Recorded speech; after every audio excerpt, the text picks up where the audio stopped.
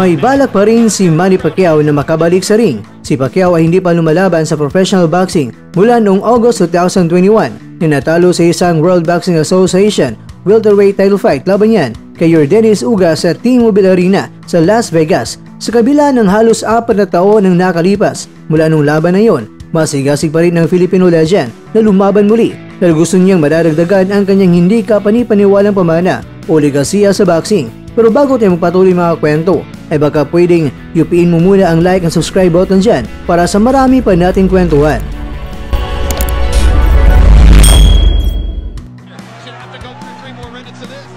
Si Pacquiao ang nag-iisang 8-weight world champion sa kasaysayan ng boxing at halos buong mundo ay itinuturing si Pacman na isa sa mga pinakamahusay na mandirigma.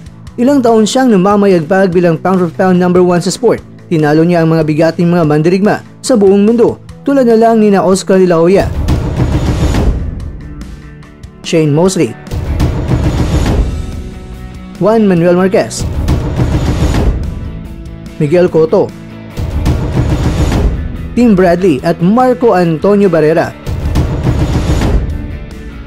Ang kanyang susunod na laban ay maring ang kanyang pinakamahirap sa lahat pagkatapos na ipinahayag ni Pacman sa Seconds Out na gusto niya makipagsagupaan sa isa sa hard-hitting world champion sa boxing.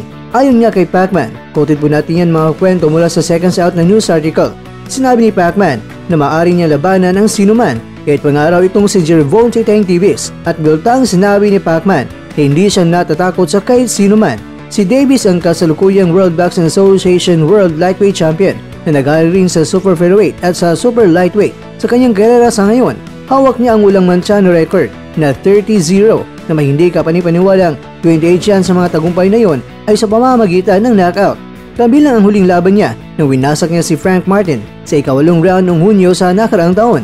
Pero mga kakwento, mukhang malabo ang laban sa pamamagitan ng tangkiat ni Pacman, lalo na nakahanay na si Davis sa kanyang susunod na laban dahil muli niyang dipensahan ang kanyang world title laban yan kay Lamont Roach ngayong Marso at kinumpirma din ng kampo ni Mark Magsayo na kung aatras itong si Roach sa laban, ang napiling reserba na laban kay Davis ay walang iba kundi itong si Mark Magnifico Magsayo.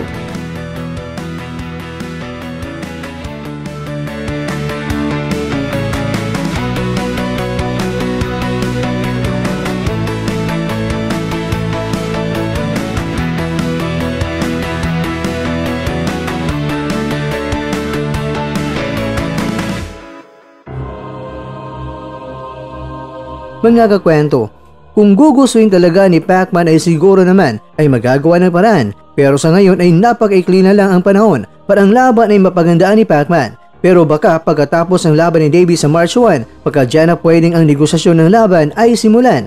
Ikaw kakwento, Davis kontra kay Pacman, saan ka dyan?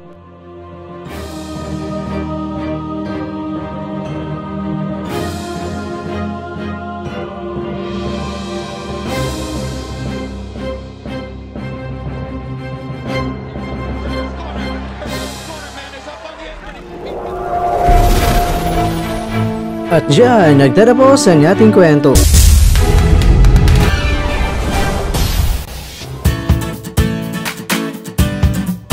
Maraming salamat mga kakwento sa inyong panonood. Pero baka naman mga kakwento ay nagustuhan niyo po ang kwento natin ngayon. Baka pwede niyo po akong mabigyan dyan ng like, subscribe at pa-click na rin sa bell button.